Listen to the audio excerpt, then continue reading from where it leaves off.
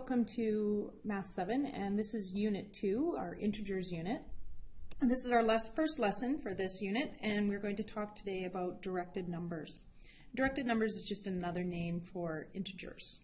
So we know that all numbers can be either positive or negative, and that those positive or negative numbers are what we call real numbers. And real numbers are any numbers we can place on a number line. So they can be whole numbers, 1, 2, 3, 4, 5, or decimals, 1.3, 1.5, 1.6, as an example. Integers, though, are only the whole numbers on either side of 0. So to the right side of 0 are your positive numbers, and to the left side of 0 are your negative numbers. And integers only include those whole numbers.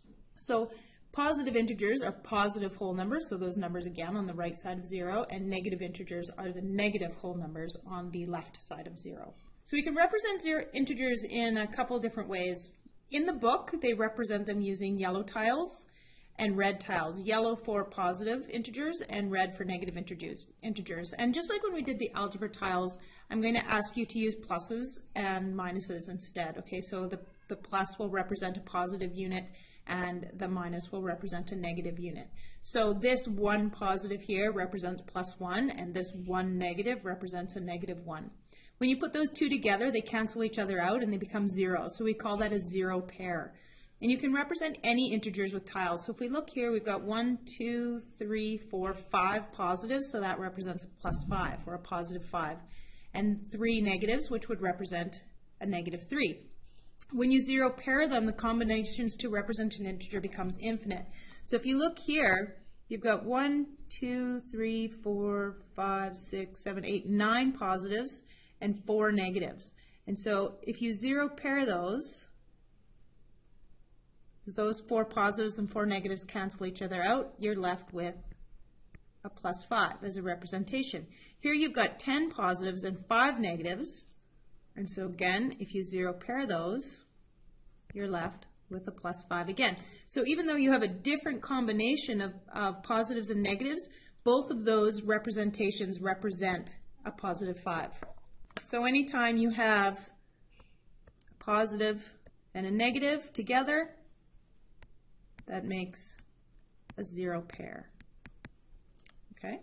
So in golf, we have, some of you golf, some of you don't, but if you don't golf, how they keep score is by how many shots over or under the expected number of shots to take. So let's say you're golfing and you hit the ball here and it needs to go to here, okay?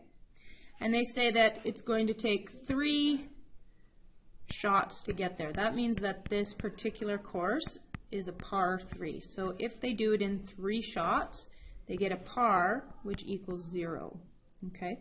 So let's say it takes them 1, 2, 3, they go over and they have to come back. So let's take it takes 4 shots to get in. That means they are 1 over par, so they are at a +1 for that hole. And then say the next hole, they get a par, so they get 0. And then let's say the next hole, they do it in 1 shot, they get a hole in 1, okay?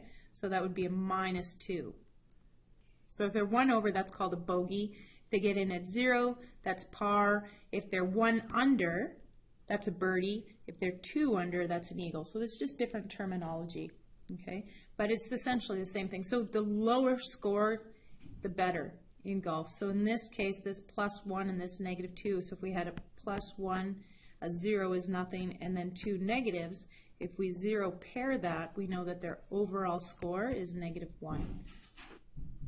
Okay, so we'll do a little bit more of this in class and learning how to represent integers with tiles.